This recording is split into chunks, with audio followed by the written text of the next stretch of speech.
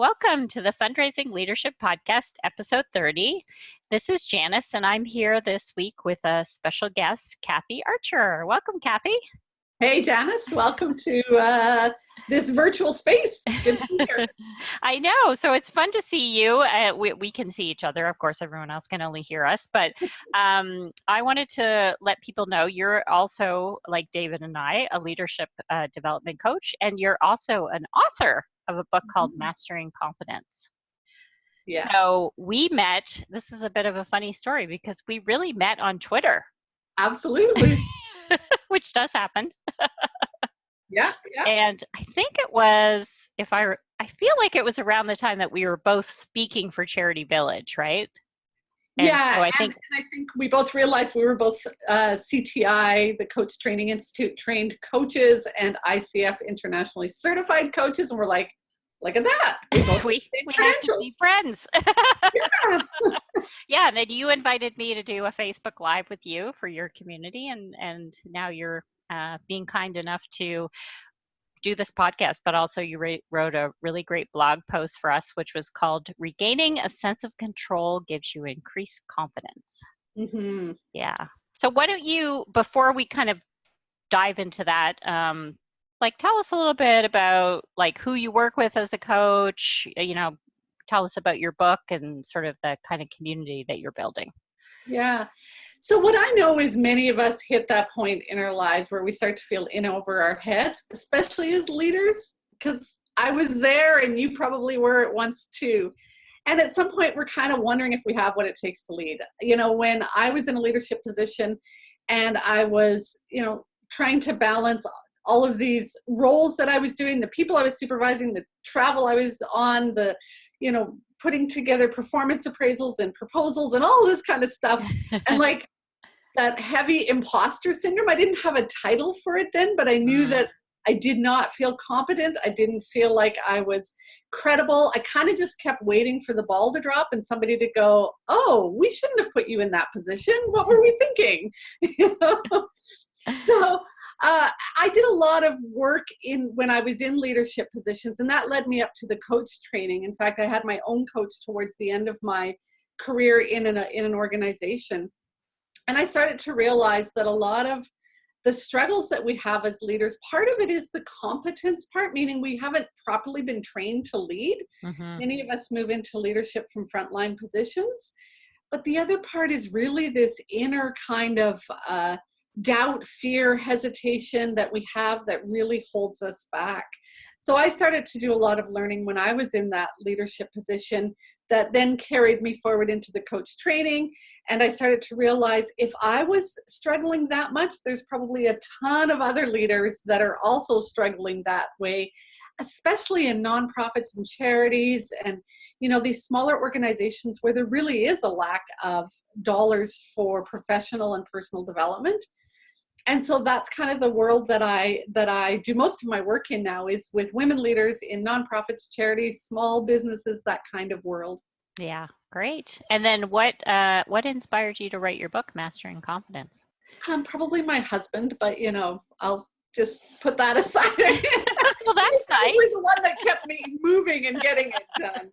I think I always wanted to be an author. I never really voiced that until, a few years ago. But again, I realized that there was this lack of information that was easy to read for women, and a simple process that we could apply within the confines of our extremely busy lives, trying to raise families, trying to juggle this massive to-do list, probably doing the job of two people, if not more. And, I'm a reader, I'm a learner, I love studying, I love taking training, but much of what I was reading was either textbooky, university course kind of level stuff, or woo-woo stuff. Lots of beautiful spirituality stuff, and Wayne Dyer and Louise Hay and all of that kind of the secret world. And I'm like, okay, how's there a blend of this? How do we find this practical strategy for really regaining our sense of confidence when we get knocked down? And so that's when I started to work on Mastering Confidence. And as I developed it, I really did realize that it was a we need to access, like I say, those inner thoughts that we have and get control of those inner thoughts, which is what the blog post was all about, was sort of that, often why we struggle with confidence is we give our power away. Mm. I haven't had the training, it's not my fault, or if only my boss would let me do this, or it's because I have so much to do. And we constantly kind of play sort of that victim role. Mm-hmm. And it's, it's the sector, it's the field, it's because I'm a woman, whatever, you add it all up. And when we can sort of stop that and sort of put the brakes on and say, but what's really going on? Well, really, I'm lacking the confidence. Really, I'm not sure of myself. Really, I've had the training, I'm just not practicing it, or I'm afraid to practice it. I'm afraid of looking stupid. I'm afraid of failing or making a mess of things. And so when we can, slow that process down, we can take back what I call responsibility, but becoming response-able, breaking Mm-hmm. that down, going, I'm able to respond to these circumstances. I'm able to take responsibility for this situation. That doesn't mean I know all the answers or can fix it or can solve all the problems, but I can take responsibility and say, okay, what is it that I need to learn? What are the skills? Maybe I need to learn how to, do something technical. Janice and I were talking at the beginning, before we started the podcast, about recording podcasts and all the techie stuff. When I was in leadership, I remember taking training on Excel spreadsheets. Like I had no idea how to do budgets or how to read budget reports. Maybe that's the skills you need to learn so that you can feel more competent when your boss says, or your board chair says, so how are we doing financially? Instead of going, oh, I have no idea. So. Yes. Yeah. That's great. Yeah. And it's, you were saying to me just, before when we were sort of warming up, that, the inner guidance cycle that you really go through in the blog post, and you are kind enough to link to on your website, so people have more resources about that. That was kind of like an organic thing that sort of evolved as you were writing the book.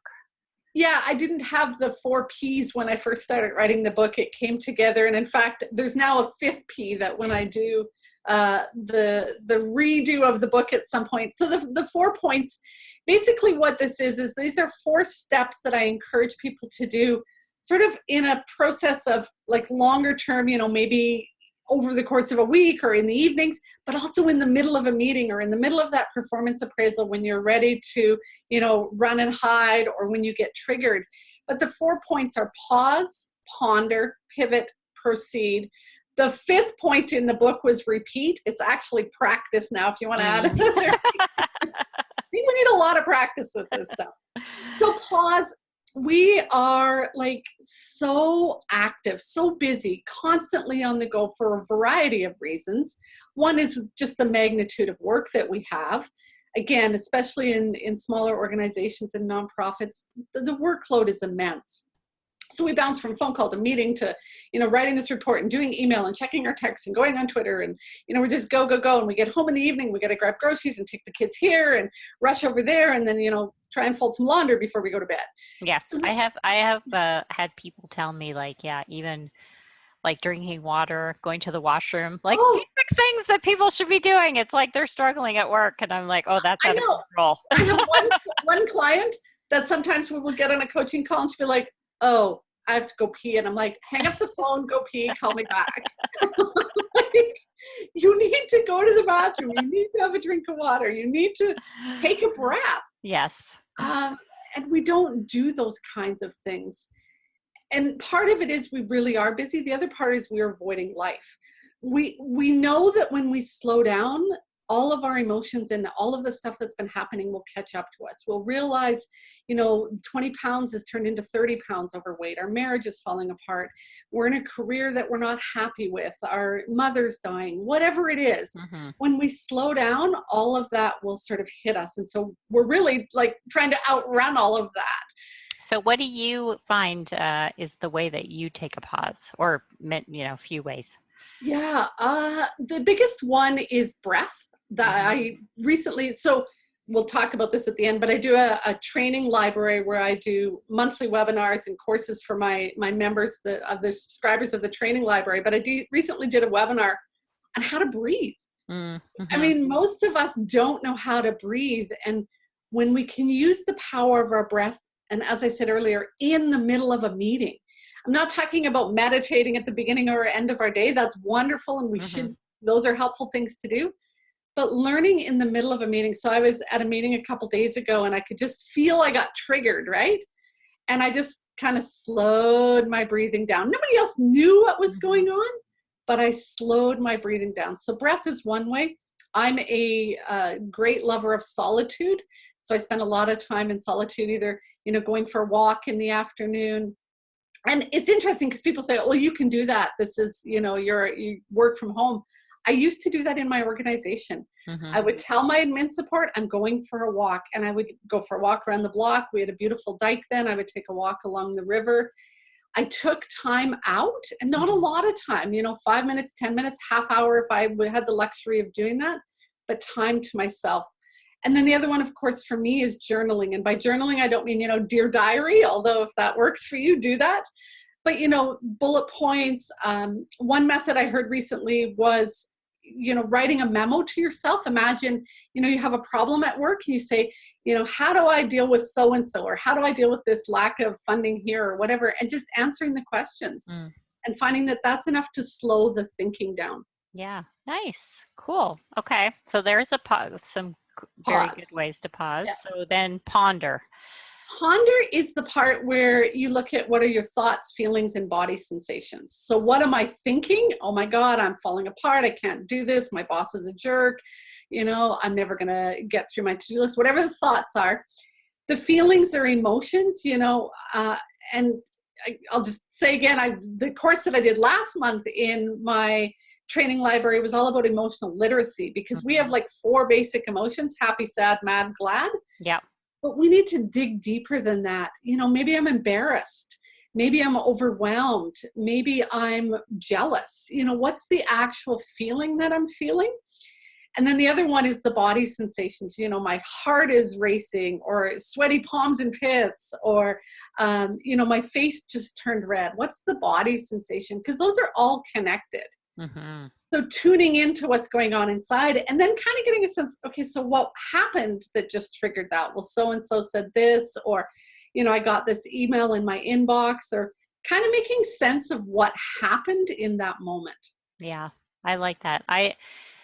That's an area that I'm constantly trying to grow more into, particularly my body, actually noticing. And well, and it's funny because when you were just saying a minute earlier about people not knowing they have to go to the bathroom, how do you know the difference between hunger, nervousness, anger, and having to go to the bathroom if you're not tuning into your body? And that's part of the reason why we have so many health issues, because we're not tuning in so often. Yes, so much wisdom, yes, in our bodies. All right, then pivot. Pivot is when we start to shift perspective. So, okay, I just got triggered by a comment that person said, but what's another way of seeing it? Or, we get this tunnel vision, especially when we're stressed. We can only see one thing one way. And when we can take that breath, slow the process down, we start to, broaden our perspective a little bit and see things differently. And it might be that we need to ask a question instead of trying to solve the problem. It might mean, let's put this on hold and come back to it tomorrow. It might be that you've realized, I need to go have a conversation with somebody, and it's like, oh, you make or maybe you need to apologize or whatever it is, but you do that shift again. Yeah, great. And then proceed. Proceed is the hardest in reality. Once you get through the other ones, because once you've stopped and you maybe do realize you need to go make that apology, or maybe set that hard boundary or something, it's having the courage to get there. That's often where we struggle, is we lack that confidence or that courage to take that step. And so maybe what we've realized is, it's time for me to go look for another job, or go back to school, or have that conversation with that person. And it's like, ugh. And so, but that's what proceed is. It's getting back into action and moving forward. And so, that takes a lot of that inner sort of awareness about, again, body sensations. I realize I need to do this, but I'm feeling the tightening in my chest. I'm noticing the urge to procrastinate, to, look down instead of making eye contact, whatever it is. Yes. And then, Yeah. and then the last step is the practice piece. And this is the piece about, part of it is when we're learning new ways of having conversations with people, when we are trying to figure out what's going on in our body, it's like writing it down. What are my thoughts? What are my feelings? What are my body sensations? What triggered me? And practicing that process daily or at least weekly and coming back to it again and again. I came home from a meeting yesterday and I said to my husband, do I really take control of the situation that often? And he's like, yep. I'm like, really? How many times do I have to learn this lesson before I kind of let go, right? Yeah. So I heard, I think it was Michael Bungay Stanier, who's a coach here in Toronto. I think it was on his podcast, if I remember correctly, that he says sometimes we think we have to learn all these lessons in life, but really in some ways we're just learning the same lesson over and over again. And that so resonated with me. So I'm wondering, because I know you work with, a lot of women clients and particularly in the nonprofit sector. So if they're struggling, because this is what I find, I'm asking partly for myself, is like, how do we even remember to pause when we're in the chaos? So what advice would you give to? There's a whole section in my book that tells you how to do that, because you're right, it's so important. Scheduling it in. So making sure that you schedule it into your agenda. I will tell leaders, you need time for reflection in the middle of the afternoon. So before you go home at night and all of the stuff that's been, churning in your stomach all day kind of falls out into the dog or the kids or your husband, you need to reflect and go, what happened at that meeting this morning? So, 10 minutes, scheduling it into your calendar. Reminders are important, reminders on your phone, reminders in your calendar. And so that when you do have that scheduled time, that you make use of it. But then also reminders about like things like I would set timers on my phone to like make funny noises, or I would have like, the line of a song play, or, people around me like, what is that? But after a while they got used to it. I was listening to Thich Nhat Hanh. Is that how you say? I always pronounce his name wrong. His book yesterday, and he was saying, the phone ringing is a good reminder, or when you get in your vehicle, before you start your vehicle, to just use that as a signal to remind yourself, take a deep breath, and then, say things like, where was I? Where am I going? What's the feeling that was at that meeting? What do I need to sift through? When, I was talking about solitude earlier, when we're driving from one appointment to the next, or one meeting, or we're on transit or whatever, our urge is often to, listen to a podcast or turn the radio on or listen to music. And it's creating the habit of silence, just using that 5 minutes between meetings or wherever you're doing to just process it. Yeah. So it really is about creating reminder systems and habits to create that time into your day. Yeah, I love that, because I think sometimes we want it to be organic, but and really, unless we schedule it and are intentional about it, it doesn't, like, it can become organic. I think you can get to the place where you can just pause when you need to, but you're so right in that you really do need to carve that out. So, well, and I think you're right. Organically, like, where do you have your best ideas? When you're driving, in the shower, like that's where your best ideas come. But you're right. We have to create the space for that kind of feeling. Yes. Yeah. Yes. And then we have to, like you said, it's like, then we have to be willing to like notice it, think about it, do something about it. Yeah. So speaking of doing things, as you know, we love to give our listeners something to try. So what would you like to offer them? I would really encourage them to grab my book, Mastering Confidence. It's on Amazon, Audible, iTunes, so you can listen to it. You can read it. But also, if you go to my website, so silverrivercoaching.com and then /inner guidance system, and Janice will put the link in the podcast. So again, I'll just say that, silverrivercoaching.com /inner guidance system. There's a whole bunch of resources out of my book that you can have for free. So videos and downloads and different things. You can even access part of the book for free, the audio version of the book. So just start to go over there. You can print off the inner guidance cycle, which is like a circle, and pop that on your bulletin board, put it in the front of your day timer, wherever it is, to remind you to do that sort of I need to pause more often. I need to stop, take a deep breath, just reflect, have a walk, roll my shoulders, go pee, whatever it is. Drink some water. Yeah, exactly. And then ponder, like I need to just do some more reflection and thinking and, kind of getting a sense of what's going on and what's been happening. And then, yeah, just ask yourself, what other way can I see this? And then get your butt back into action. That's the key. Well, I want to thank you for, sharing a little slice of your book, and of course hopefully people can go and read the full thing. And it's just I mean it's been kind of a fun journey for us. I do think it's always, there's been a few people I've met on Twitter and it's always kind of a weird thing, and then to just realize, like as you said, like we have so many things in common. And to get to know you both, like virtually and in person. Well, in person, I say, on the video. Feels like in one day we'll meet. So thank you. And the other thing, just before we go, I know you have a great Facebook community that I'm part of. So why don't you tell our listeners as well, if they're on Facebook, how they can find you there? Yes. If you go to, I'll give you the link, Janice, after, to make sure you put in the notes, but it's Confident Women Leaders Community is the name of the community. It's on my Facebook page. So if you search Kathy Archer, Silver River Coaching on Facebook, you'll find my Facebook page. The community is tagged at the top, and it is a private community, so not everybody can sort of see into it. So you have to ask to join. Please answer the questions. It's important that you answer the questions when you join. And it is specifically for women in leadership or who want to be in leadership positions, learning. And I don't mean technically leadership positions, it's not necessarily the title, but find yourself leading in your organization or in your life or in your community, and that want to grow and develop themselves. And so we're creating a network. I think one of the biggest challenges for women in leadership is what's called a loneliness crisis. We feel isolated, we feel alone, we feel we have nobody to talk to.